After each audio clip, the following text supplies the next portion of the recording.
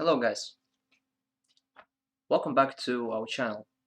So today I'm going to present you a video about the improvement of our communicative skills.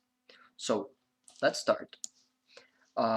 First of all, mm, you must a lot of listen and listen.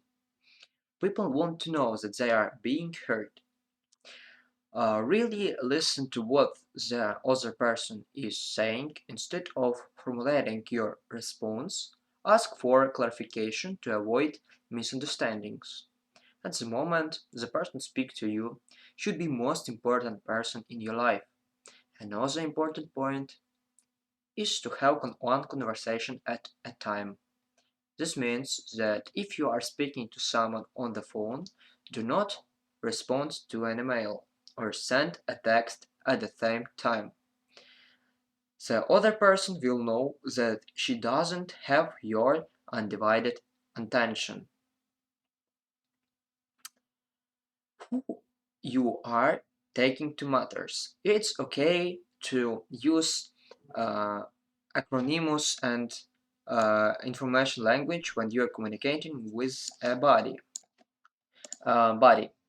So, but if you are emailing or text your boss, hey, TYYL or any information language has no place in your message. You cannot assume that the other person knows what acronym means. So, acronyms have different meanings to different people. Do you want to be misunderstood? Effective communication will target their message based um,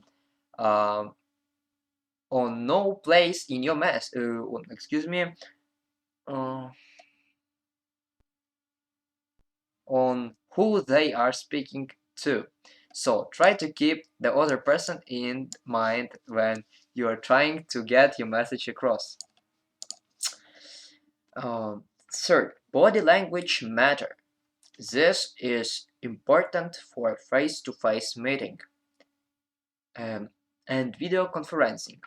Make sure that you appear accessible. So, have body language. This means that you should not cross your arms and keep your eye contact with the other person.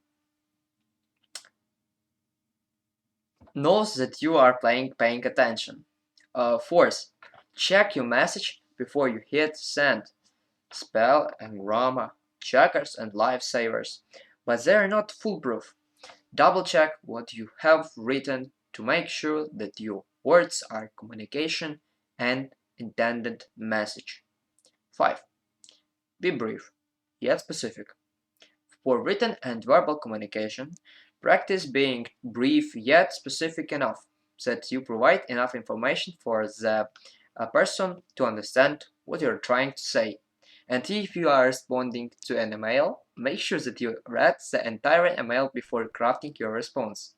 With enough practice, you will learn not to ramble, to give way too much information. 6. Write things down. Take notes while you're taking to another person or when you are in meeting, and do not rely on your memory. Send a follow-up email to make sure that you understand what was being said during the conversation. 7. Sometimes it's better to pick up the phone if you find that you have a lot to say. Instead of sending an email, call the person instead. Email is great, but sometimes it's easier to communicate what you have to say verbally. 8. Think before you speak. Always pause before you speak, not saying the first thing that comes to mind. Take a moment and pay the close attention to what you say and how to say it. This one habit will allow you to avoid embarrassments. 9.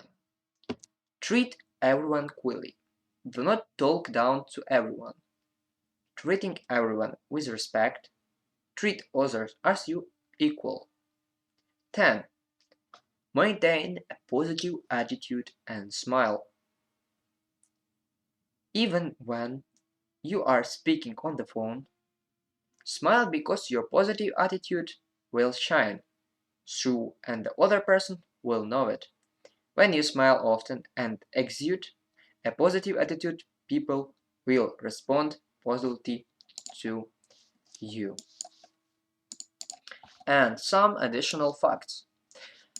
You must stay on message. Use a simple, straightforward language. Remember that Lincoln's Gettysburg Address was 286 words, about 2 minutes long.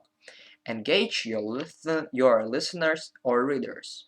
Drop your listeners and readers into the conversation. Ask questions and invite opinions. Select their feedback.